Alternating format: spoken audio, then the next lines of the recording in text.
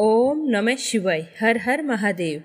आज आषाढ़ माह के कृष्ण पक्ष की तृतीय तिथि और शनिवार है।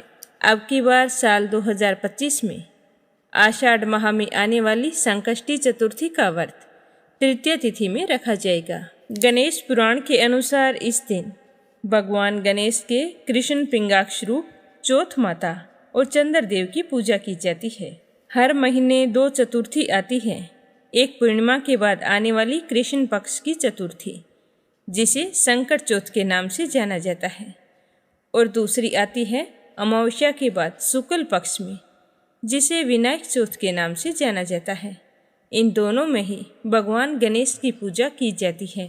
लेकिन कृष्ण पक्ष में आने वाली चतुर्थी के दिन चंद्रदेव की पूजा की जाती है और चंद्रमा के दर्शन करने के बाद ही व्रत का पारण किया जाता है। और जो शुक्ल पक्ष में चतुर्थी आती है, उस दिन चंद्रमा के दर्शन करना वर्जित होता है। तो आज आषाढ़ माह के संकष्टी चतुर्थी का व्रत है। इस दिन सारी महिलाएं व्रत रखकर अपने पति की लंबी आयु और संतान की कुशलता के लिए कामना करती है। आज के दिन चौथ माता, जो कि माँ पार्वती का ही स्वरूप है, और गणेश जी भगवान के साथ साथ चंद्रदेव की पूजा करने से जीवन में आने वाले हर तरह के संकट दूर हो जाते हैं और घर परिवार में सुख समृद्धि बनी रहती है। लेकिन इस व्रत का पूरा फल कथा सुनने पर ही मिलता है। इसीलिए जो भी बहन व्रत रखें, संकट चौथ की व्रत कथा अवश्य सुनें। तो सारी बहनों को संकट चौथ व्रत की हार्दिक शुभकामनाएं। आपका अखंड सुहाग और संतान सुख हमेशा बना रहे। आज अपने सबसे पहले सुनेंगे संकट चौथ व्रत कथा। बोलो चौथ माता की जय हो, बोलो गणेश जी भगवान की जय हो, बोलो चंद्र देवता की जय हो। प्राचीन काल की बात है कि रतिदेव नाम का एक प्रतापी राजा था। वह अपनी प्रजा का पालन बहुत अच्छे से किया करता था। अपनी प्रजा पर किसी भी तरह की परेशानी या कष्ट नहीं आने देता था। सारी प्रजा अपने राजा से बहुत ही संतुष्ट थी। उसी नगर में एक धर्मकेतु नाम का ब्राह्मण रहता था। उसके 2 पत्नियां थी।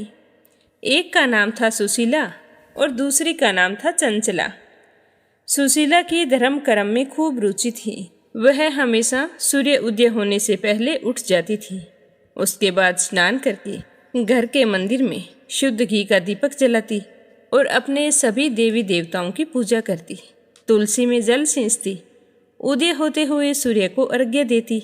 वह अपनी पूजा पाठ से बहुत ही खुश और संतुष्ट रहती थी। लेकिन ब्राह्मण की दोनों पत्नियों के कोई संतान नहीं थी। ब्राह्मण देवता इस बात को लेकर बहुत ही दुखी रहते थे। इसी तरह सालों साल बीत गए, लेकिन उन्हें संतान की प्राप्ति नहीं हुई। लेकिन सुशीला ने पूजा पाठ करना नहीं छोड़ा। अधिक पूजा पाठ व्रत उपवास करने के कारण उसका शरीर दुर्बल हो गया। इसी तरह समय बीत रहा था। ब्राह्मण देवता भी हमेशा भगवान से संतान के लिए प्रार्थना करते रहते थे। तो भगवान की कृपा से सुशीला और चंचला दोनों गर्भवती हो गई। तो ब्राह्मण देवता और उसकी दोनों पत्नियां बहुत ही खुश थी। 10 महीने पूरे होने पर सुशीला ने एक पुत्री को जन्म दिया, जबकि चंचला ने पुत्र को जन्म दिया। पुत्र के जन्म होने पर चंचला को घमंड हो गया। वह सुशीला को ताने देने लगी कि तुम कितने व्रत और उपवास करती है, अपने शरीर को जर्जर कर लिया, फिर भी तुम्हारे कन्या हुई है। और मुझे देखो, मैंने कभी भी व्रत पूजा पाठ कुछ भी नहीं किया, फिर भी मुझे पुत्र रत्न की प्राप्ति हुई है। मैं तो तुम्हें पहले ही कहती थी कि भगवान पूजा पाठ कुछ नहीं होता। अब भी वक्त है, अपने शरीर की देखभाल कर, वरना चारपाई पकड़ जाएगी। तेरे कौन सी बहू आने वाली है जो तुम्हारी सेवा करेगी।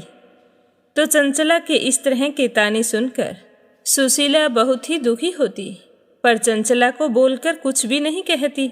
वह हमेशा की तरह अपनी पूजा पाठ में लगी रहती। एक समय की बात है कि सुशीला कुएं पर पानी भरने जा रही थी। तो उसने देखा कि एक घर में बहुत सारी महिलाएं पूजा की थाली लेकर जा रही है। तो उसे बड़ी उत्सुकता हुई और वह पूछने लगी कि बहनों, आज आप इस तरह से सज धज कर यहाँ क्यों इकट्ठी हुई हैं? तो वो कहने लगी कि सुशीला, तुम्हें पता नहीं, आज गणेश चौथ का व्रत है। हमने व्रत रखा है, तो कथा सुनने के लिए सारी यहाँ पर इकट्ठी हुई हैं। तो सुशीला कहने लगी कि संकट चौथ के व्रत से क्या होता है? मैं पूजा पाठ व्रत उपवास तो करती हूँ, पर मैंने कभी संकट चौथ का व्रत नहीं किया। तो एक महिला कहने लगी कि सुशीला बहन, संकट चौथ का व्रत करने से अखंड सुहाग बना रहता है, संतान सुख की प्राप्ति होती है और संतान हमेशा दीर्घायु होती है। इस व्रत के अंदर चौथ माता और भगवान गणेश की पूजा करनी होती है। दोपहर के बाद में इन दोनों की विधिवत पूजा की जाती है और शाम को चंद्रमा उदय होने पर चंद्रमा को अर्घ्य देकर ही व्रत का पारण किया जाता है। तो यह सुनकर सुशीला बहुत ही खुश हुई और उसके मन में एक आशा की किरण जाग गई। वह उस दिन भूखी थी, तो उसने भी संकट चौथ का व्रत रख लिया और फिर उसी दिन से हर महीने संकट चौथ के व्रत करने लगी। तो उसकी सच्ची श्रद्धा और पूजा पाठ व्रत से गणेश जी भगवान बहुत ही खुश हुए और उसे एक दिन स्वप्न में दर्शन देकर कहने लगे कि सुशीला, मैं तुम्हारी साधना से बहुत ही संतुष्ट हूँ। मैं तुम्हें वरदान देता हूँ कि तुम्हारी कन्या के मुख से सूर्य उदय होने से पहले जब वो हंसेगी तो उसके मुख से मोती और मूंगा प्रवाहित होते रहेंगे और तुम हमेशा प्रसन्न रहोगे। और मैं तुम्हें पुत्र प्राप्ति का वरदान भी देता हूँ। तुम्हारा पुत्र शास्त्रों का ज्ञाता होगा। तो यह वरदान सुनकर सुशीला बहुत ही खुश हुई और उसकी कन्या के मुख से मोती और मूंगा गिरने लगे और 9 महीने बाद उसके एक सुंदर पुत्र भी हो गया। लेकिन होने को कौन टाल सकता है? सुशीला के पुत्र जन्म के बाद में कुछ ही महीने बाद उसके पति धर्मकेतु का स्वर्गवास हो गया और उसकी मृत्यु के बाद चंचला घर का सारा धन लेकर दूसरे घर में रहने लगी। लेकिन सुशीला अपने पति के घर में ही रहकर अपने पुत्र और पुत्री का पालन पोषण करने लगी। लेकिन सुशीला की कन्या के मुख से मोती और मूंगे गिरते थे, तो इसी कारण वह बहुत ही जल्द धनवान हो गई।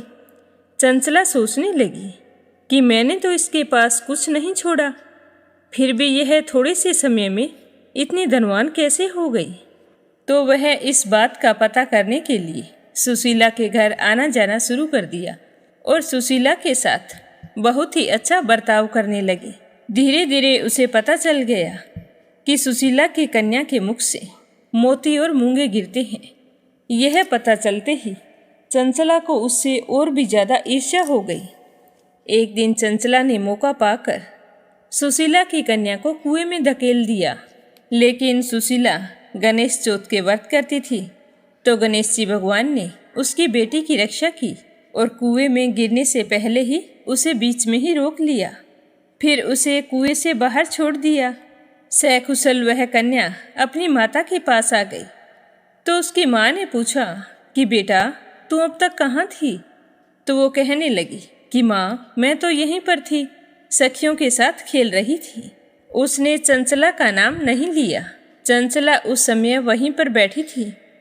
कन्या को सकुशल आया देखकर चंचला को अपने किए पर बड़ा ही दुख हुआ और उसने सुशीला से माफ़ी मांगी और उसे यह भी बताया कि किस तरह मैंने तुम्हारी बेटी को कुएं में धकेल दिया।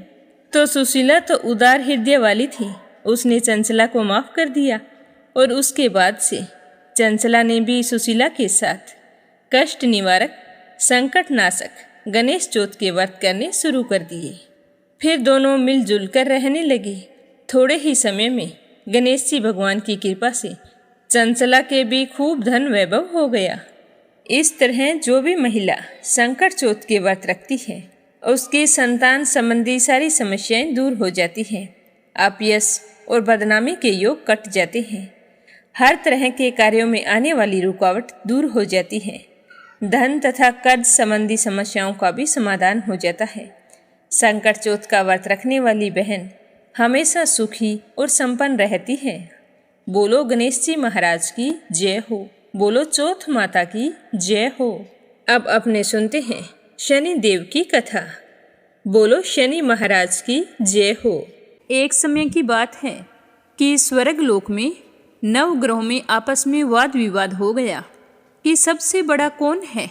सभी देवता अपने आप को बड़ा बता रहे थे। विवाद इतना बढ़ गया कि आपस में युद्ध की स्थिति बन गई और सारे देवतागण मिलकर देवराज इंद्र के पास पहुँचे और वहाँ जाकर कहने लगे कि हे देवराज, आज आपको हमारा ये निर्णय करना है कि हम सब में से सबसे बड़ा कौन है। देवताओं का यह प्रश्न सुनकर देवराज इंद्र भी उलझन में पड़ गए। भगवान इंद्र सोचने लगे कि मैं इनके प्रश्न का उत्तर देने में असमर्थ हूँ। अगर किसी एक को बड़ा बताऊंगा तो दूसरा नाराज हो जाएगा और यूं ही सभी देवताओं की ईर्ष्या का पात्र बन जाऊंगा। तो इस तरह सोच विचार करने के बाद में देवराज इंद्र कहने लगे कि देवताओं, मैं आपके प्रश्न का उत्तर देने में असमर्थ हूँ। हम सभी लोग पृथ्वी लोक में उज्जैनी नगरी में राजा विक्रमादित्य रहते हैं, उन्हीं के पास चलते हैं। सुना है कि वे सभी का न्याय करते हैं, तो हमारा न्याय भी अवश्य करेंगे। तो देवराज इंद्र सभी देवताओं को लेकर उज्जैनी नगरी में जा पहुँचे। तो जैसे ही विक्रमादित्य के महल में पहुँचे तो राजा विक्रमादित्य ने उनका खूब आदर सत्कार किया और हाल चाल पूछने के बाद में उनके वहाँ आने का कारण पूछा। तो देवताओं ने कहा कि राजा विक्रमादित्य, हमारे सामने एक बड़ी ही विकट समस्या उत्पन्न हो गई है। आप उसका निवारण कर सकते हैं। आपको ये बताना होगा कि हम सब में से बड़ा कौन है। तो देवताओं की बात सुनकर विक्रमादित्य भी परेशान हो उठे। सोचने लगे कि सभी देवता अपनी अपनी शक्तियों के कारण महान हैं। किसी को छोटा या बड़ा कहकर कष्ट देने से मुझे उनके क्रोध का प्रकोप सहन करना होगा। इसमें भयंकर हानि भी हो सकती है। तो इस तरह सोचते सोचते विक्रमादित्य को एक उपाय सूझा और उन्होंने विभिन्न धातुओं के जैसे स्वर्ण, चांदी, कांसा, तांबा, सीसा, रांगा, जस्ता, अब्रक व लोहे के 9 आसन बनवा लिए। धातुओं के गुणों के अनुसार 9 आसनों को सभी देवताओं के पीछे रख दिया और फिर देवताओं को कहा कि अब आपको अपने अपने सिंहासन पर बैठना है। तो देवताओं के बैठने के बाद राजा विक्रमादित्य ने कहा कि आपका निर्णय तो स्वयं हो गया है। जो सबसे पहले सिंहासन पर विराजमान हुआ वो सबसे बड़ा है। तो राजा विक्रमादित्य के निर्णय को सुनकर शनि देवता ने सबसे पीछे आसन पर बैठने के कारण अपने आप को छोटा जान लिया और क्रोधित होकर कहने लगा कि राजा विक्रमादित्य, आपने मेरा अपमान किया है। तुम मेरी शक्तियों से परिचित नहीं हो। मैं तुम्हारा सर्वनाश कर दूंगा। तो इस तरह गुस्से में शनिदेव कहने लगे कि सूर्य एक राशि पर 1 महीने, चंद्रमा 2.25 दिन, मंगल 1.5 महीने, बुध और शुक्र 1 महीने, बृहस्पति 13 महीने रहते हैं। लेकिन मैं किसी की राशि पर 7.5 वर्ष तक रहता हूँ, जिसे 7.5 कहते हैं। बड़े बड़े देवताओं को भी मैंने अपने प्रकोप से पीड़ित किया है। श्री राम को भी 7.5 के कारण ही वन में जाकर रहना पड़ा और रावण को 7.5 के कारण ही युद्ध में मृत्यु का शिकार बनना पड़ा। राजा, अब तो मेरे प्रकोप से कभी नहीं बच सकता। तो इस तरह शनिदेव का क्रोध राजा विक्रमादित्य चुपचाप सुनते रहे। उन्होंने बोलकर कुछ नहीं कहा। अन्य देवता तो प्रसन्नता के कारण चले गए, परंतु शनिदेव बड़े ही क्रोध के साथ वहाँ से विदा हुए। यह बात राजा विक्रमादित्य को बिल्कुल भी अच्छी नहीं लगी, पर क्या कर सकते थे। 1-2 दिन तक तो राजा के मन में यह बात चलती रही कि मेरी वजह से शनिदेव दुखी हो गए हैं, और फिर राजा अपने काम काज में भूल गए। पहले की तरह ही न्याय करते रहे। उनके राज्य में सभी स्त्री पुरुष बहुत आनंद से जीवन यापन कर रहे थे। इस तरह कुछ महीने बीत गए, परंतु शनिदेव अपने अपमान को कभी नहीं भूले। उन्हें तो वो बराबर सूल की तरह चुभ रहा था। तो शनिदेव ने राजा विक्रमादित्य से बदला लेने के लिए एक दिन घोड़े के व्यापारी का रूप धारण किया और बहुत सारे घोड़ों के साथ उज्जैनी नगरी जा पहुँचे। जब इस बात का पता राजा विक्रमादित्य को लगा कि राज्य में कोई घोड़े का व्यापारी आया है, तो उन्होंने अपने अश्वपाल को कुछ घोड़े खरीदने के लिए भेज दिया। तो अशवपाल व्यापारी के रूप में आए शनिदेव के पास पहुँचे और राजा के घोड़े खरीदने की बात कही। तो व्यापारी ने कहा कि घोड़े बहुत कीमती हैं, आपके राजा नहीं खरीद सकते। तो अशवपाल ने जब वापिस आकर घोड़ों के बारे में बता दिया कि घोड़े बहुत कीमती है और व्यापारी कह रहा है कि आपके राजा घोड़े नहीं खरीद सकते, तो राजा विक्रमादित्य स्वयं वहाँ चलकर गए और वहाँ जाकर घोड़ों को देखने लगे।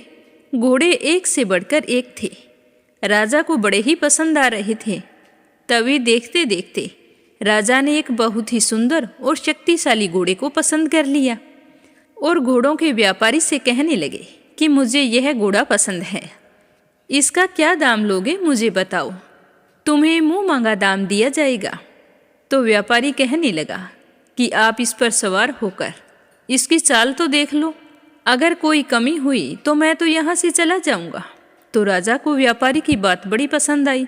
सोचने लगे कि व्यापारी कितना अच्छा है, घोड़े एक से बढ़कर एक है, फिर भी कह रहे हैं कि चाल देखकर घोड़े खरीदो।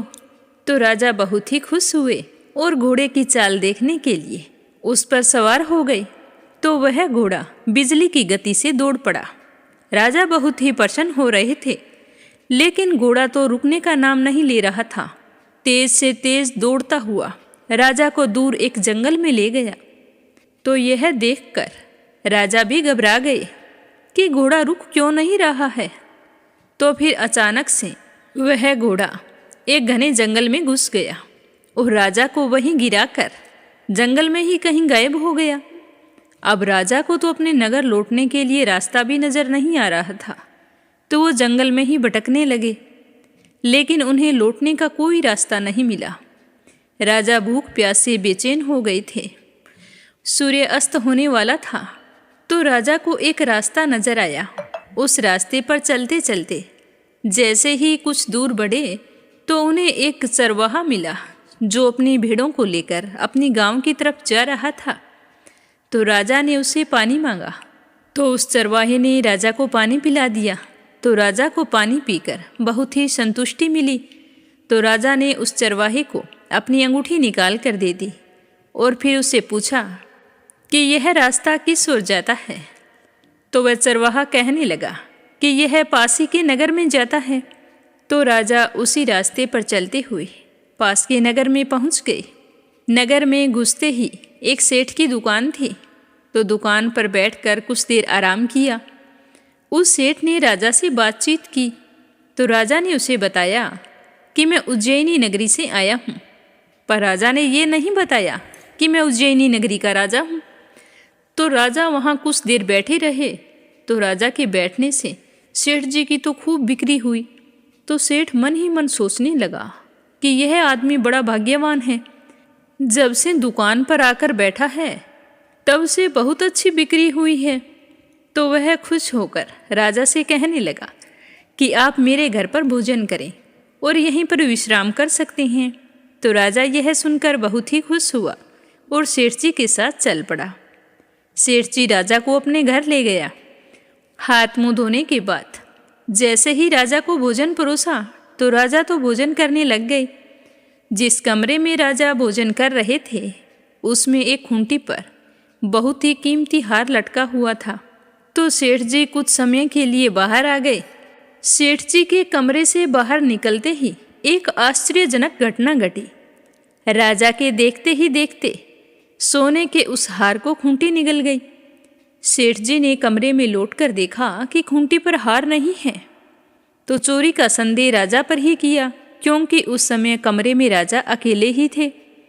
तो सेठ जी ने अपने नौकरों से कहा कि इस परदेसी को रस्सियों से बांधकर नगर के राजा के पास ले चलो। तो नौकरों ने वैसा ही किया, राजा को रस्सी से बांध लिया और उस नगर के राजा के पास लेकर चले गए और चोरी करने के बारे में बता दिया। तो राजा ने विक्रमादित्य से पूछा कि आप इस चोरी के बारे में क्या कहना चाहते हैं। तो राजा कहने लगे कि महाराज, मैंने चोरी नहीं की है। मेरी आंखों के सामने देखते ही देखते खूंटी ने हार निगल लिया था। तो यह सुनकर राजा को बहुत ही गुस्सा आया और क्रोधित होकर चोरी करने के अपराध में विक्रमादित्य के हाथ पांव काटने का आदेश दे दिया। अब राजा विक्रमादित्य के हाथ पांव काट दिए और नगर की सड़क पर छोड़ दिया गया। वहाँ बेचारा भूखा प्यासा पड़ा रहता।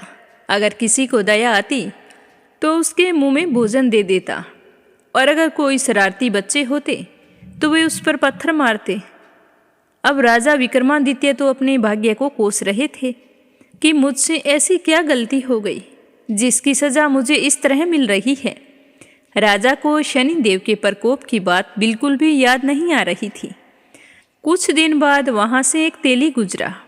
जैसे ही उसकी नज़र राजा पर पड़ी तो देखा कि इसके हाथ पांव कटे हुए हैं। फिर भी यह मेरे तो काम आएगा, मैं इसे ले जाकर कोलू पर बैठा दूंगा तो कम से कम आवाज़ देकर बेलों को हाँकता रहेगा, और इतने में मैं कोई और काम कर लूँगा। तो यह सोचकर तेली ने राजा को वहाँ से उठाया और अपने घर ले जाकर कोलू पर बैठा दिया। अब राजा आवाज़ देकर बैलों को हाँकता रहता। इस तरह तेली का बेल चलता रहा और राजा को भोजन मिलता रहा। इस तरह 7 साल बीत गए। शनि की 7.5 का प्रकोप पूरा होने वाला था। उस समय वर्षा ऋतु की शुरुआत हो गई। एक दिन राजा विक्रमादित्य रात को मेघ मल्हार गा रहा था। तभी नगर के राजा की लड़की राजकुमारी मोहिनी रथ पर सवार होकर उस तेली के घर के आगे से गुजरी। जब उसने मेघ मल्हार सुना तो उसे बहुत ही अच्छा लगा। उसने दासी को भेजकर गाने वाले को बुला लाने को कहा। तो राजकुमारी मोहिनी की बात सुनकर दासी तेली के घर गई और कहा कि तुम्हारे घर जो आदमी मेघ मल्हार गाता है उसे राजकुमारी साहिबा ने बुलाया है। तो तेली ने कहा कि वो तो अपंग है, उसके हाथ पांव कटे हुए हैं, वह कहीं आ जा नहीं सकता।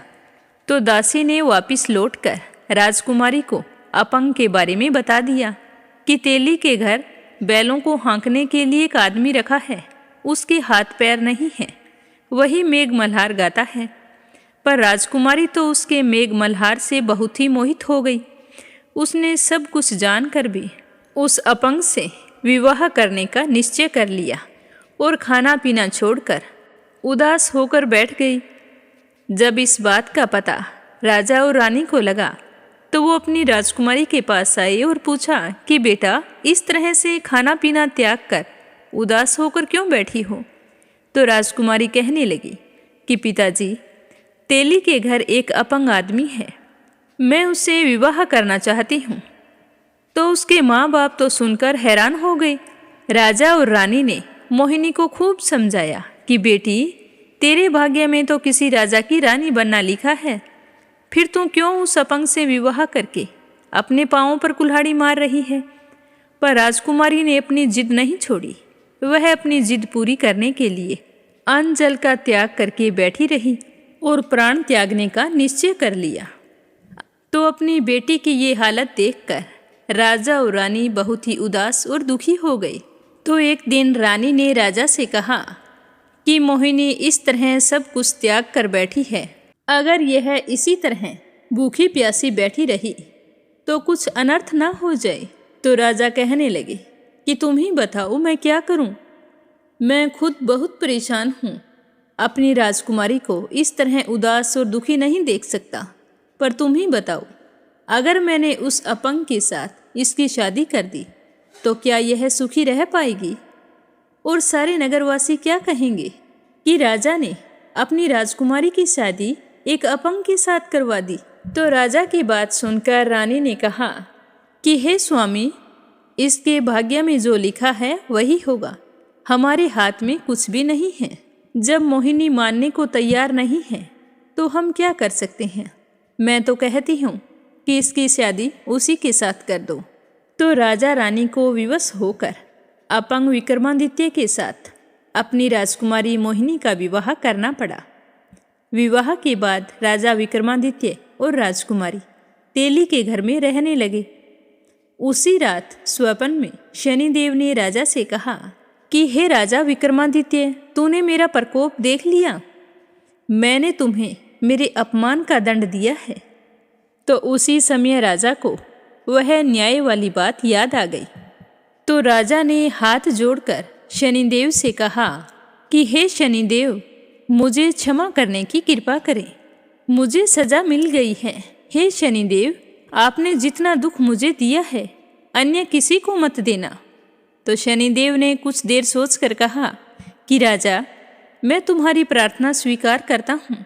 अब तुम्हारे जीवन से मेरी 7.5 पूरी हो गई है, तो अब मैं जा रहा हूँ। और जो भी स्त्री पुरुष मेरी शनिवार के दिन पूजा करेगा, शनिवार को व्रत करके मेरी व्रत कथा सुनेगा, उस पर मेरी अनुकंपा हमेशा बनी रहेगी। इस तरह कहकर शनिदेव राजा के स्वप्न से अंतर्ध्यान हो गए। प्रातःकाल राजा विक्रमादित्य की नींद खुली तो उन्होंने देखा कि उनके हाथ पांव तो सही सलामत हैं। तो यह चमत्कार देखकर राजा को बहुत ही खुशी हुई। मन ही मन राजा ने शनिदेव को प्रणाम किया। राजकुमारी मोहिनी भी राजा के हाथ पांव सही सलामत देखकर आश्चर्य में पड़ गई। तब राजा विक्रमादित्य ने अपना परिचय देते हुए शनिदेव के प्रकोप की सारी कहानी राजकुमारी मोहिनी को सुनाई। तो मोहिनी ने यह समाचार अपने पिता के पास पहुंचाया। तो राजा सुनकर बहुत ही खुश हुए और यह खबर तेजी से पूरे नगर में फैल गई कि तेली के यहाँ अपंग आदमी के हाथ पैर फिर से आ गए हैं। यह चमत्कार कैसे हुआ?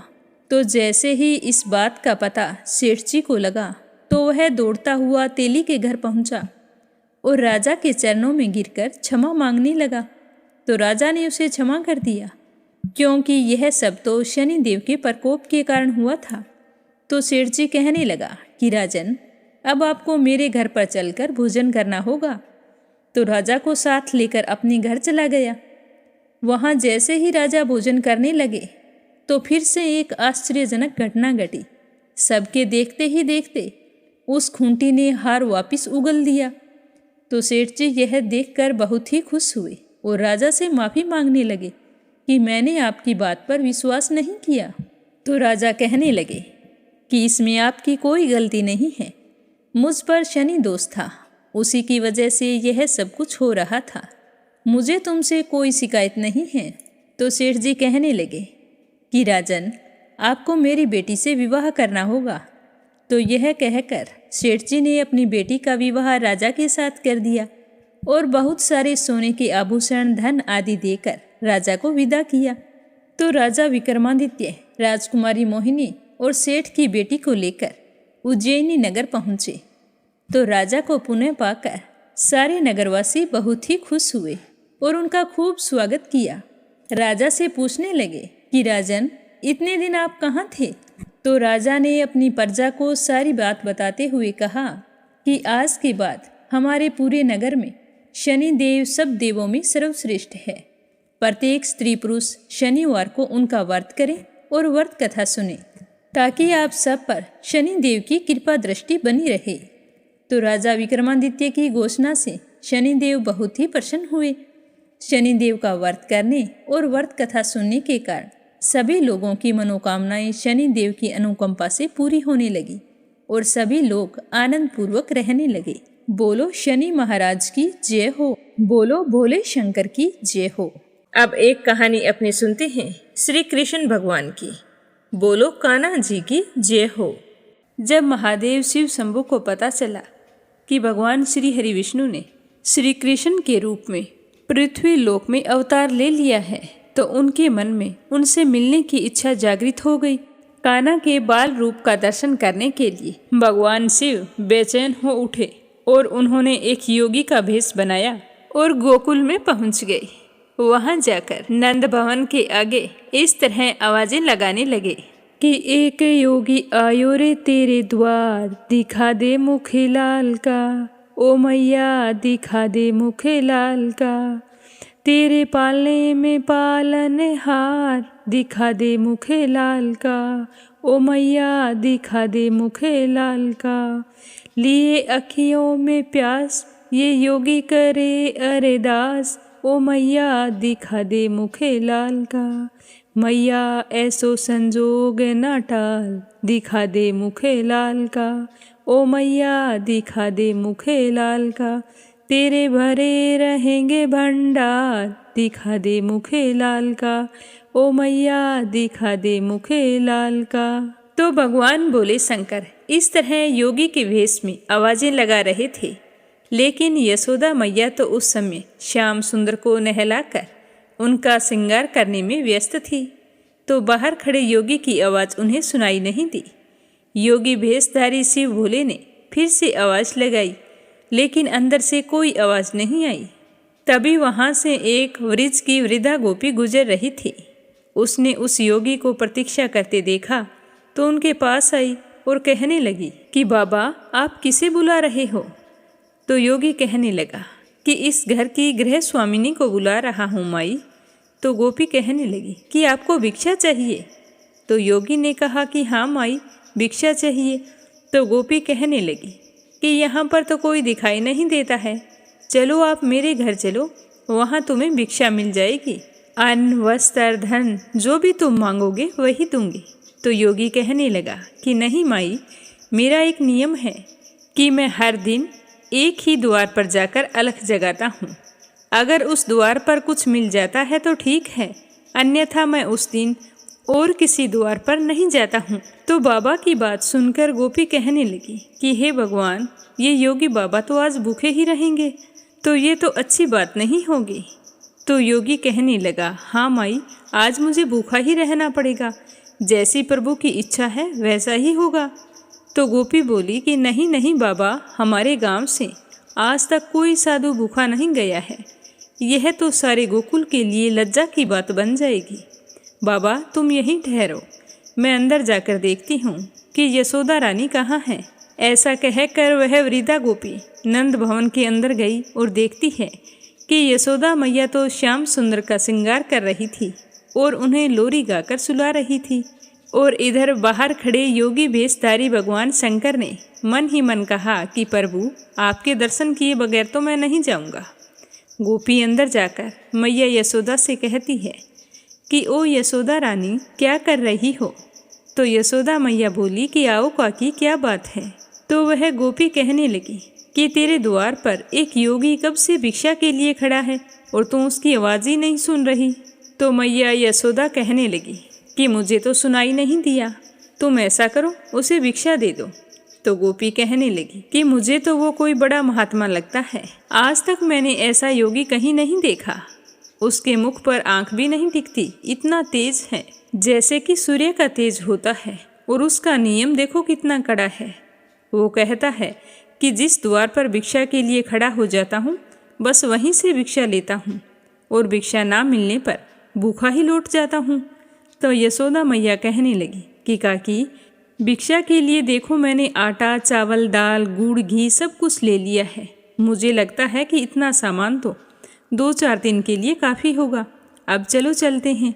तो गोपी कहने लगी कि बेटा दक्षिणा के लिए भी कुछ ले लो, बड़े दिव्य मूर्ति हैं, उसे प्रसन्न करो तो आशीर्वाद पाओगी।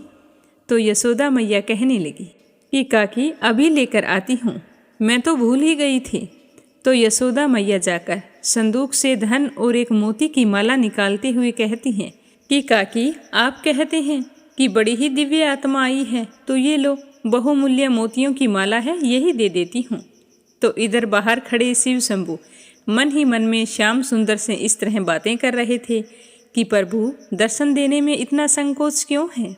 तो श्याम सुंदर ने उनके अंतर मन में कहा कि धन्य भाग हैं जो आप स्वयं अपने सेवक के घर पधारे हैं, सेवक का प्रणाम स्वीकार कीजिए। इस तरह अंदर और बाहर दोनों के अंतर मन में बातें चल रही थी।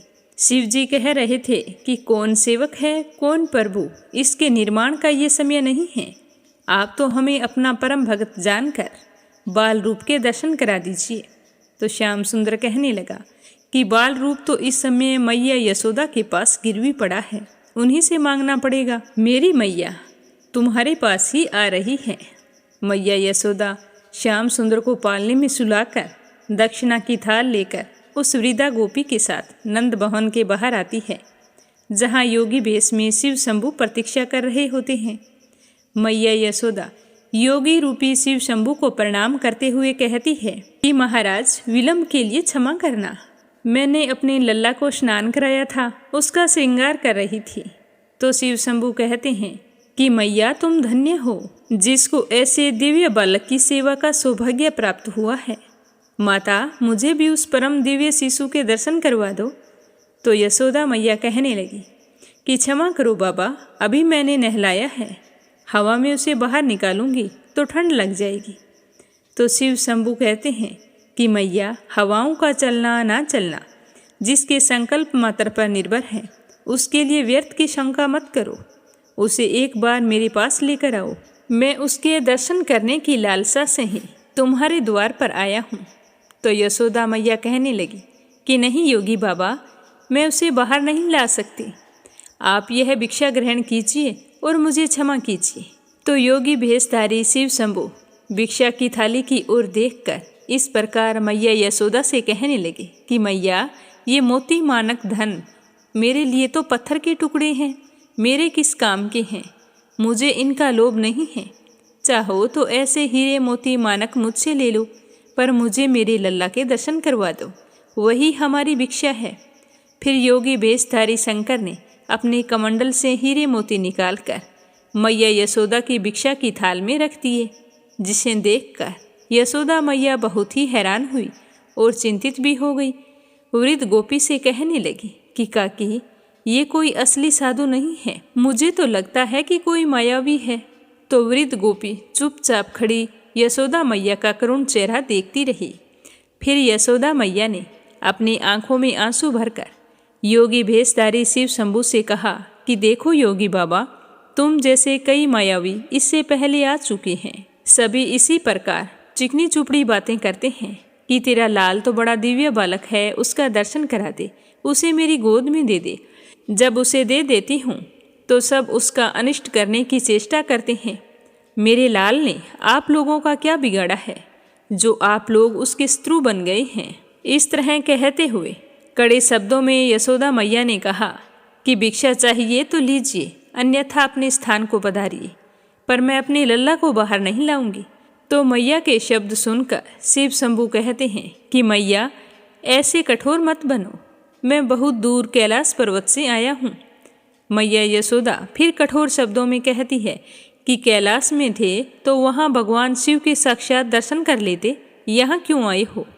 तो शिव शंभू कहते हैं कि भोली मैया, भगवान के साक्षात दर्शन करना कोई कठिन कार्य नहीं है, परंतु उनके बाल स्वरूप के दर्शन करना अत्यंत दुर्लभ है। उसी की लालसा से मैं तेरे द्वार पर आया हूँ। कई युगों के पश्चात ही यह दर्शन मिलते हैं। तो यशोदा मैया कहती है कि नहीं नहीं योगी बाबा, मुझे क्षमा कर दो, मैं मेरे बच्चे को बाहर नहीं लाऊंगी। मेरे पति की आज्ञा है कि किसी अनजान व्यक्ति के सामने अपने लल्ला को मत लेकर जाना। तो मैया यशोदा को इस प्रकार फैसले पर अडिग देखकर भगवान श्याम सुंदर ने पूर्णमासी बुआ को वहां भेज दिया जहां यह वाद विवाद चल रहा था। पूर्णमासी बुआ स्वयं भगवती योग माया थी, जो भगवान के जन्म से पूर्व ही गोकुल में आ गई थी। जैसे ही पूर्णमासी बुआ वहां पर पहुंची तो कहने लगी कि यशोदा, ये अनजान व्यक्ति नहीं है, मैं तो इन्हें अच्छी तरह से जानती हूँ। मैंने तुम्हें कहा था ना, गोकुल में आने से पहले मैं काशी में रहती थी, वहीं इनके दर्शन किए हैं। ये सचमुच परम दिव्य शक्ति हैं, शक्तिपति हैं। ऐसा कहते हुए पूर्णमासी बुआ आंखों में आंसुओं की धार लिए भगवान शिव के चरणों में अपना शीश रखकर उन्हें प्रणाम करती है और उठकर मैया यशोदा से कहती है कि यशोदा, इन्हें लल्ला के दर्शन करा दे। यशोदा रानी, इन्हें लल्ला के दर्शन करा दे। इनका आशीर्वाद पाकर तेरा लल्ला भी बड़ा प्रसन्न हो जाएगा। तो यशोदा मैया हैरान होकर पूर्णमासी बुआ से कहती है कि बुआ, क्या तुम सच कह रही हो? तुम सच में इन्हें जानती हो? तो बुआ कहने लगी कि हाँ रे यशोदा, मैं इन्हें सच में जानती हूँ। यह तो तेरा सौभाग्य है जो तेरे लल्ला का प्रेम इन्हें तेरे द्वार तक ले आया है। तो यशोदा मैया कहने लगी कि बुआ, इनकी वेशभूषा तो देखिए, लंबी लंबी जटा, बदन में बबूत और गले में सर्पों की माला लगाए हुए। मेरा लल्ला तो इन्हें देखकर डर जाएगा। ना बाबा ना, मैं मेरे लल्ला को बाहर नहीं लाऊंगी। बेचारी भोली भाली मैया को क्या पता था कि उनके द्वार पर स्वयं भगवान सदाशिव पधारे हैं। मैया यशोदा से ऐसा सुनकर पूर्णमासी बुआ ने कहा कि नहीं यशोदा रानी, इनके दर्शन मात्र से ही समस्त भय का नाश हो जाता है, सारी बाधाएं दूर हो जाती है। मुझ पर विश्वास करो, मैं तुमसे कभी भी झूठ नहीं बोली। वृद्धा गोपी ने पूर्णमासी बुआ का समर्थन करते हुए कहा कि यशोदा रानी, ये पूर्णमासी बुआ कभी झूठ नहीं बोलती। यशोदा रानी, तुम्हें याद है जब वो पहले पहले गोकुल में आई थी, तब इसी ने तुझे आशीर्वाद दिया था ना कि तुम्हें लल्ला होगा। उस समय तुम सब लोग आशा छोड़ चुके थे। ये सदा सच कहती है, तो इसकी बात मान ले बेटी, जा अपनी लल्ला को बाहर ले आ। तो यशोदा मैया कहने लगी कि मैं लल्ला को तो ले आऊँगी, पर इनके हाथों में नहीं दूंगी। तो पूर्णमासी बुआ ने कहा कि जा बेटा, लल्ला को ले आ, योगी बाबा दूर से ही आशीर्वाद दे देंगे। तो यशोदा मैया नंद भवन के अंदर जाती है और श्याम सुंदर को लेकर अपनी गोद में उठाकर कहती है कि अरे ओ लल्ला, चल, कोई तेरे दर्शन के लिए आया है। यह कहकर यशोदा मैया श्याम सुंदर को बाहर ले आती है, जिसे देख योगी भेषधारी शिव शंभु प्रेम से गदगद हो उठते हैं। श्याम सुंदर के बाल स्वरूप को टकटकी लगाए निहारते रहते हैं, जैसे पूर्णिमा की रात को चकोर चांद को टकटकी लगाए निहारता है। तो यशोदा मैया कहती है कि लो योगी बाबा, लल्ला को देख लो और आशीर्वाद दे दो। तो भगवान शिव शंभु अपने प्रिय श्याम सुंदर के इस बाल स्वरूप को देखकर उन्हें नमस्कार करते हैं, और श्याम सुंदर भी चेहरे पर मधुर मुस्कान लाकर उन्हें देखते रहते हैं। और फिर शिव शंभु मैया यशोदा से कहते हैं कि मैया, आज्ञा हो तो इनके चरणों में अपना मस्तक रख लूं। तो यशोदा मैया कहती है कि नहीं, मेरे लल्ला को छूने नहीं दूंगी। तो पूर्णमासी बुआ योगी भेषधारी शिव शंभु से कहते हैं कि पहले अपनी चरण रज तो दीजिए। ऐसा कहकर पूर्णमासी बुआ शिव शंभु के चरणों की रज लेकर श्याम सुंदर के ललाट पर लगा देती है। शिव शंभु के चरण रज श्याम सुंदर के ललाट में पड़ते ही श्याम सुंदर मन ही मन शिव शंभु से कहते हैं कि धन्यवाद प्रभु, बहुत बहुत धन्यवाद। अंतर्यामी भगवान शिव श्याम सुंदर के मन की बात को सुनकर कहते हैं कि प्रभु, ये कहाँ का न्याय है, हम कितनी दूर से आकर भी आपके बाल रूप का आलिंगन भी नहीं कर सके। जिनके श्री चरणों से निकली पवित्र गंगा को हम अपने शीश में धारण करते हैं, उन्हें श्री चरणों को एक बार छू तो लेने दीजिए प्रभु। और फिर भगवान शिव शंभु अपने ही शरीर के एक अदृश्य प्रतिबिंब से श्याम सुंदर के चरणों का स्पर्श करते हैं और उनकी स्तुति पुरुष सूक्त से करते हैं, जो भगवान श्री श्याम सुंदर को बहुत ही प्रिय है। उसके बाद योगी भेषधारी शिव शंभु यशोदा मैया से झूम झूम के नाच नाच के कहते हैं कि युग युग जिए तेरो लाल, ओ मैया युग युग जिए तेरो लाल। मेरे नैना भये निहाल, निरख मुख लाल का। प्यासी अखियाँ हुई रे निहाल, निरख मुख लाल का। तो यह सुनकर यशोदा मैया खुश हो जाती हैं और कहती है कि योगी बाबा, अपनी भिक्षा तो लेते जाइए। तो महादेव शिव शंभु ने झूमते गाते हुए कहा कि रख ले हीरे मोती तेरे, ये पत्थर किस काम के मेरे। योगी हो गया माला माल, निरख मुख लाल का। मैं तो हो गया माला माल, निरख मुख लाल का। ऐसा कहते ही योगी भेषधारी शिव शंभु वहाँ से अंतर ध्यान हो जाते हैं।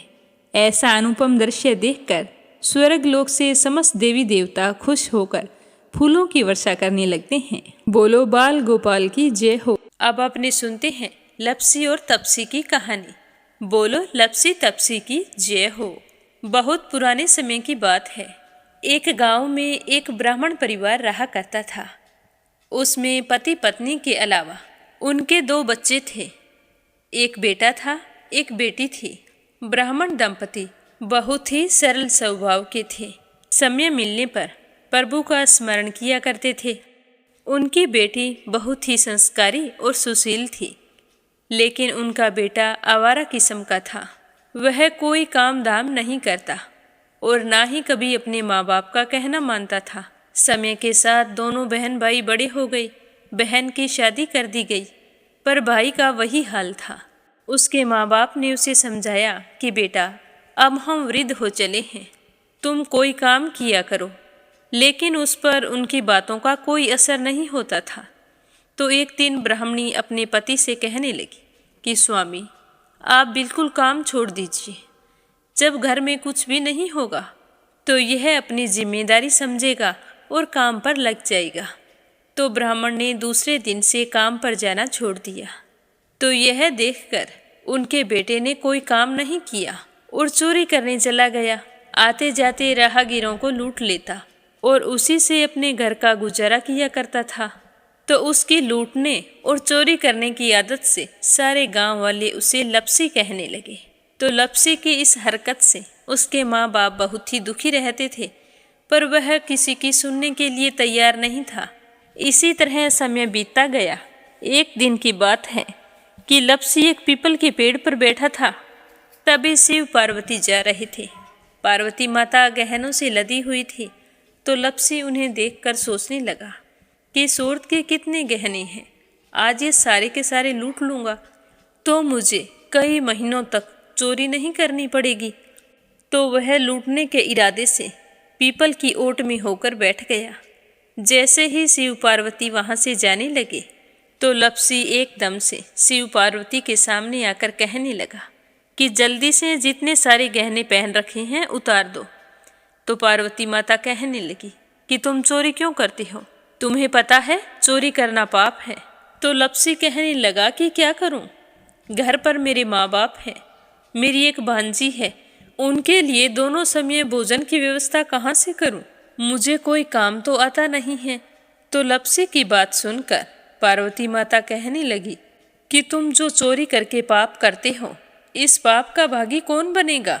तो लपसी कहने लगा कि मेरे घर वाले सारे बनेंगे। तो पार्वती माता कहने लगी कि कोई नहीं बनेगा, पाप के भागी केवल तुम बनोगे। तो लपसी कहने लगा कि मैं लूट खोस कर उन्हीं के लिए लेकर जाता हूँ, तो पाप के भागी तो उन्हें बनना ही पड़ेगा। तो लपसी की बात सुनकर पार्वती माता ने हंसकर कहा कि हम यहीं पर बैठे हैं और तुम अपने घर जाओ, अपने घर वालों से पूछो कि कोई तुम्हारे पाप का भागी बनेगा क्या। तो यह सुनकर लपसी भागा भागा अपने घर आया और अपनी माँ के पास गया और कहने लगा कि माँ, मैं चोरी करके लाता हूँ, राह चलते राहगीरों को लूटता हूँ, तुम्हारे लिए ही तो करता हूँ। तो तुम मुझे एक बात बताओ, चोरी करने से जो पाप लगता है तो आप मेरे पाप के भागी बनोगे।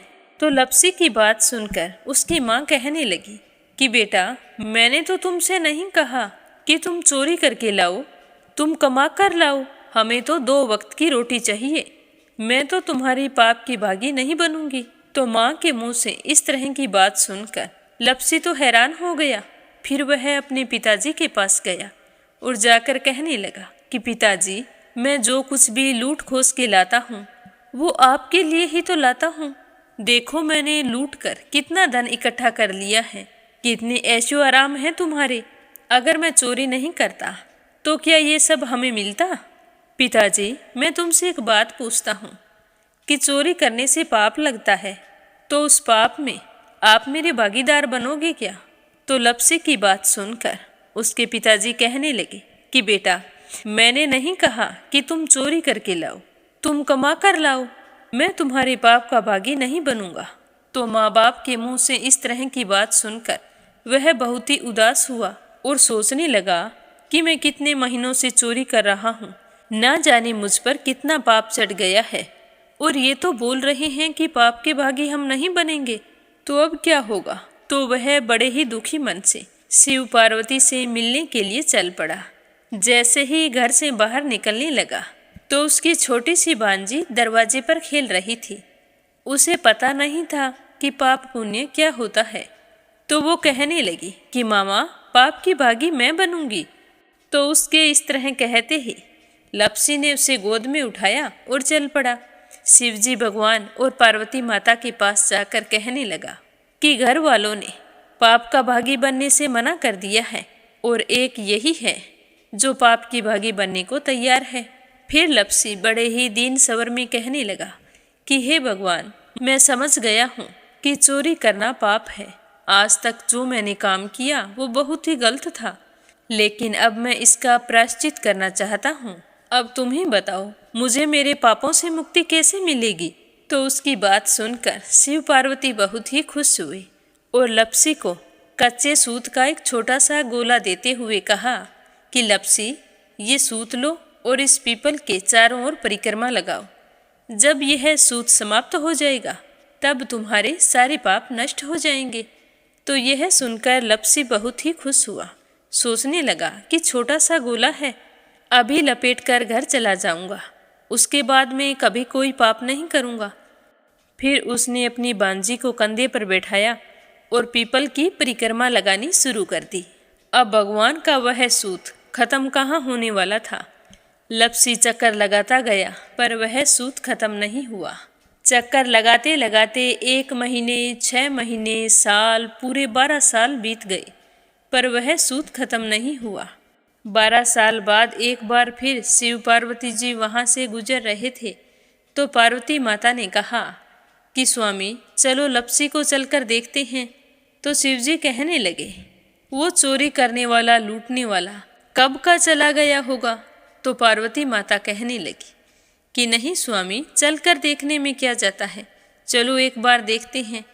तो शिव पार्वती जी जैसे ही पीपल वृक्ष के पास आए तो देखा कि लप्सी तो अब भी चक्कर लगा रहा है। वहाँ चारों ओर गहरी खाई हो गई है और लप्सी की बड़ी बड़ी दाढ़ी, मूंछें, नाखून बढ़ गए हैं। तो यह देखकर पार्वती माता ने कहा कि देखो स्वामी, आप तो कह रहे थे कि वो कब का ही चला गया, देखो इसके मन में सच्ची भक्ति है। तो पार्वती की बात सुनकर शिवजी ने कहा कि चलो अभी देख लेता हूँ। तो यह कहकर शिवजी ने एक सोने का कड़ा लप्सी के आगे फेंक दिया। तो लप्सी ने झट से उसके ऊपर पैर कर लिया। फिर अचानक से उसका ध्यान शिव पार्वती जी की ओर गया तो वो हाथ जोड़कर कहने लगा कि भगवान, अब तो मेरे पाप समाप्त हो गए होंगे, आप मुझे यहाँ से जाने की आज्ञा दीजिए। आपका यह सूत अभी तक खत्म नहीं हुआ है। तो शिवजी भगवान ने कहा कि तुम्हारे पाप कर्म भी अभी तक पूरे नहीं हुए हैं। तो शिवजी की बात सुनकर लप्सी कहने लगा कि भगवान, मुझे पूरे 12 वर्ष हो गए हैं आपकी भक्ति करते करते और अब भी आप मुझ पर शक कर रहे हैं। तो शिवजी ने कहा कि अपना पैर उठाओ।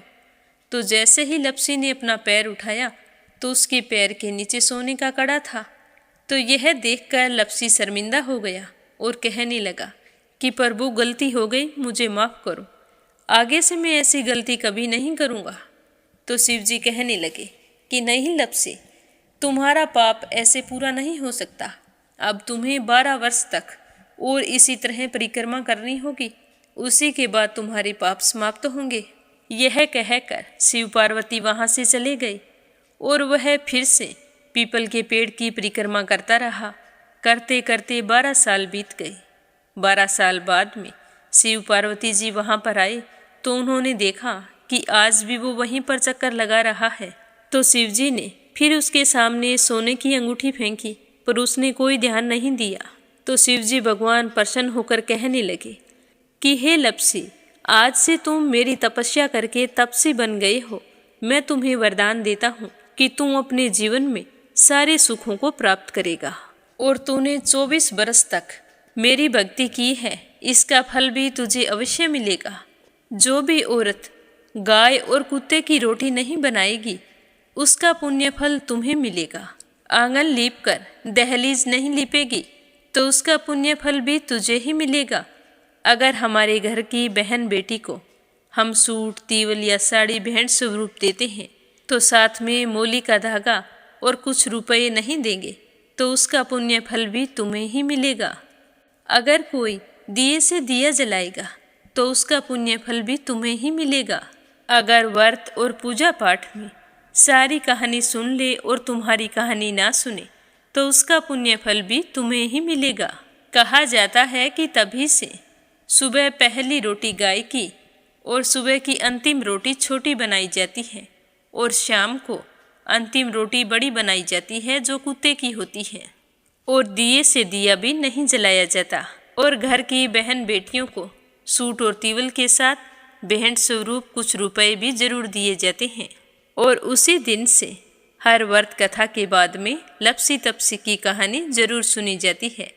और कथा समाप्त होने पर कहा जाता है कि लप्सी का फल लप्सी को मिले, तपसी का फल तपसी को मिले। हमारी पूजा पाठ का, हमारे व्रत का और हमारी कहानी का पुण्य फल हमें मिले। बोलो लपसी तपसी की जय हो। तो ये थी लपसी और तपसी की कहानी। लपसी तपसी दो भाई नहीं थे। लपसी और तपसी एक ही आदमी का नाम था।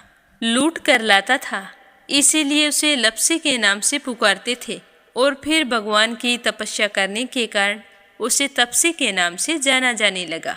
बोलो लपसी तपसी की जय हो। अब अपने सुनते हैं कथा सुनने वाले प्यारे श्रोताओं के नाम।